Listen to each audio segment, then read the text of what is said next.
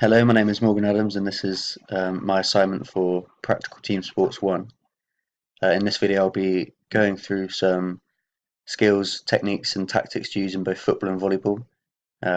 These can be used in game situations, or you can practice them and make different variants of these techniques to use in your own game. The first, um, the first technique I'll be showing is the set. What I'm explaining here is that the elbows need to be up high, the knees need to be bent with the shoulder width, with your feet shoulder width apart, and you want to get your thumbs right underneath the ball in order to set the ball quite high up. You want it to be high so that one of your teammates can run onto the ball, get over the top of it as it comes down and smash it onto the other side of the court to win the point. So I'm serving it to Josh here. He's going to get right underneath it, hit the ball up, getting his thumbs underneath the ball, and using a little bit of bounces in his knees to generate the power to move it up. Next, I'm showing him the dig, and I'm showing him right now how his hand placement will help when performing this movement. So you can either hold one hand in the other, or you can grasp both hands together at the same time with both forearms facing up. Try and make your forearms as flat as possible to get the ball as accurately placed as you would like. Again, you need to bend the knees to generate more power in the shot. And to get underneath the shot, you'll need to bend your knees also. As the lower the ball comes to you, the lower you'll need to get your body position to get underneath the ball and to hit the ball up. So as you can see, as Josh hits it back to me, I don't need to move very far, so that means his dig was quite accurate. Now I'm showing him the serve. The first serve, or the main serve that we do, is the overhand serve. You have to start with both feet behind the line. Again, start with shoulder width apart. You want to throw up the ball to a decent height, a few feet above your head. And as the ball comes down, as it reaches its top point and starts to come down, that's when you need to make the transition to run onto it and jump towards it. And as I'm showing here, you want to get your fist, the bottom of your palm, just to roll over the ball as you hit it. That creates top spin, and it should make the ball fly over the net and bounce onto the other side of the court and to win a point. So I'm showing him again. To get that wrist action, you need to hit the ball. You need to start hitting the ball from the underneath and then slowly roll your hand over to the top of the ball.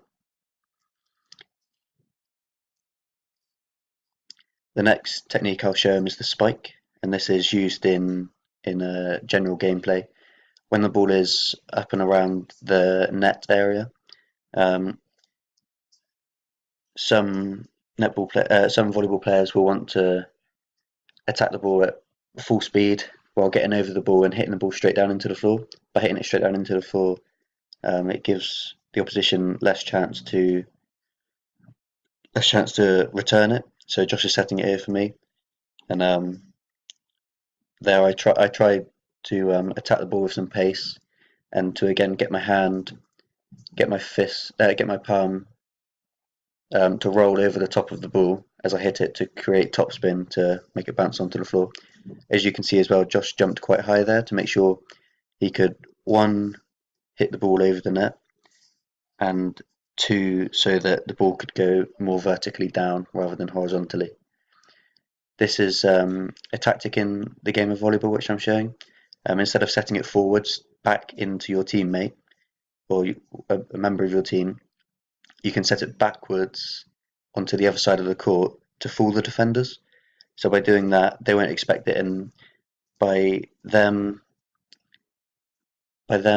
thinking that you'll be setting it back into your own half, their players will try and combat that by maybe moving towards the net in order to jump and block the shot that's coming up.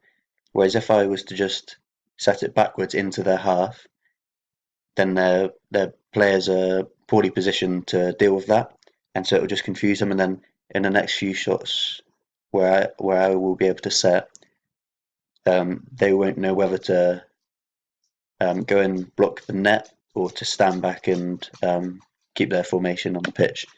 Now moving on to football techniques. The first one is short passing. So in short passing, you'll need to. It's more important to be accurate than powerful a lot of the time. So to get most accuracy on a short pass, you'll need to hit it with the side of your foot. Also, creating the bit of power that you do need will be from the little back lift I got on my leg there. So as you can see about there's a little bit of a back lift there, just to generate a little bit of power, just to come over the short distance here. Also, my head down, looking at the ball. My hands are either side of me. There's not one in front, not one behind. This is to generate balance. My standing foot is placed firmly on the floor. And I'm in quite an upright position because in this position here, this won't allow you to generate much power. So it emphasizes the accuracy using the instep of your foot.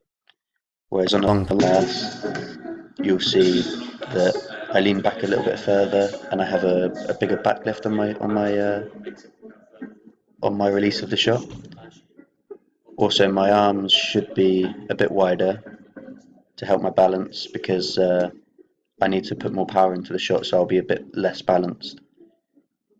So I'll let it run through. And I'll come back to it here. And you should see a difference, only a slight difference, but so as you can see, the back lift is more. This hand here has come down and this hand here has gone out a little bit. So this shows that what my body is doing to balance is working here. Again, my standing foot is planted firmly on the ground. Again, always looking at the ball to make sure I get the good connection with it's like almost like a mind to muscle connection. And you'll notice as I play it now that I'm hitting it with the laces of my foot instead of the instep.